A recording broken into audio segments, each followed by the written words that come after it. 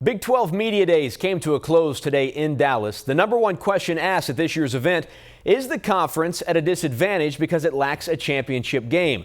The obvious answer is yes, but the Big 12 commissioner keeps saying no.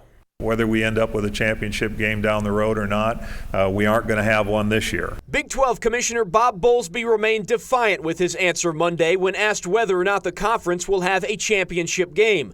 The need for one was indisputable last season when the Big 12 was left out of the playoff field even though it had two teams, Baylor and TCU, finishing in the top 6. But the more pressing question this year is whether the conference will find itself at a disadvantage again in 2015. We've put in place a tiebreaker that will ensure that not only do all of our schools play each other, but the title isn't going to be decided by who you didn't play. After last year, I don't feel confident about anything. But the key to the whole story is, and I'm going to always be a team player. I'm not a big believer that you have to have a conference championship.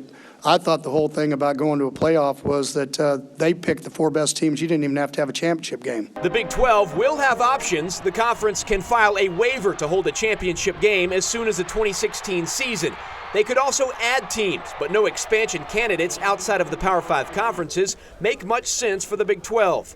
For now, Bowlesby said the conference will sit and wait and allow the round-robin schedule to determine a one true champion. There are those that believe we should get larger, and they feel strongly about it. There are those who believe we should stay at 10. I think that's exactly where we're at. But at the present time, I don't think there's critical mass for expansion. No one knows the consequence of not having a championship game better than the Big 12, especially the Bears and Horned Frogs. Baylor coach Art Briles says there is only one way to ensure their fate. We line up and we win 12 games this year, we're going to be in the Final Four. I mean, I think you can put that in ink right now.